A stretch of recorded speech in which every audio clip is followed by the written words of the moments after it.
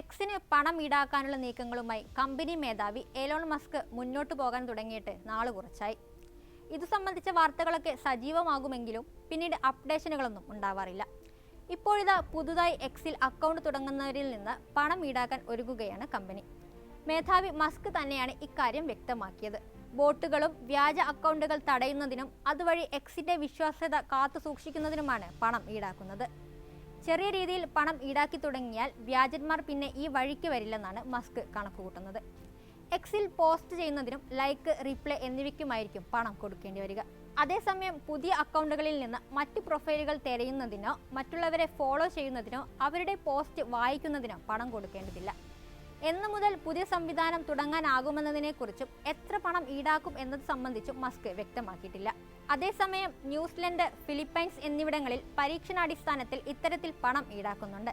ഇങ്ങനെ പണം ഈടാക്കിയിട്ടും വ്യാജന്മാരെ എത്ര കണ്ട് തുരത്താനായി എന്നത് സംബന്ധിച്ചും വ്യക്തമായ റിപ്പോർട്ടുകളില്ല. ന്യൂസിലൻഡിൽ $1.75 ഈടാക്കിയിരുന്നത്. US-ൽ ഇത് അവതരിപ്പിക്കപ്പെട്ടാൽ $1 ആയിരിക്കും നിരക്ക് എന്നാണ് കരുതുന്നത്.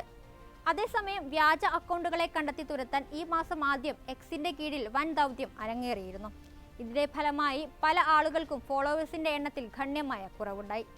ഇങ്ങനെ കുറഞ്ഞതൊക്കെ വ്യാജ അക്കൗണ്ടുകളായിരുന്നു. അതേപോലെ എക്സ് നേരിടുന്ന വലിയ വെല്ലുവിളിയാണ് ബോട്ട് അക്കൗണ്ടുകൾ. ഓൺലൈൻ ക്യാമ്പയിനുകൾക്കും തട്ടിപ്പുകൾക്കുമാണ് ബോട്ടുകൾ അധികവും ഉപയോഗിക്കുന്നത്. ഇവയെ നിയന്ത്രിച്ചാൽ കമ്പനിയുടെ വിശ്വാസ്യത കാത്തു സൂക്ഷിക്കാനാകുമെന്നാണ് മസ്ക് കരുതുന്നത്. അതേസമയം എക്സിൽ എത്ര ബോട്ടുകളുണ്ട് എന്നത് സംബന്ധിച്ചും മസ്കിനോ കമ്പനിക്കോ ധാരണയില്ല. എലോൺ മസ്ക് ഏറ്റെടുത്തതോടെ വലിയ മാറ്റങ്ങളിലൂടെയാണ് ട്വിറ്റർ കടന്നുപോകുന്നത്. പേരും ലോഗോയും അടക്കം പുതുക്കി പണിതു. മുതിർന്ന പല ഉദ്യോഗസ്ഥരെയും പിരിച്ചുവിടുകയും വരുമാനം വർദ്ധിപ്പിക്കുന്നതിനായി നിരവധി പ്ലാനുകൾ കൊണ്ടുവരികയും ചെയ്തു. ഇതിനു പിന്നാലെയാണ് മസ്കിന്റെ പുതിയ നീക്കം.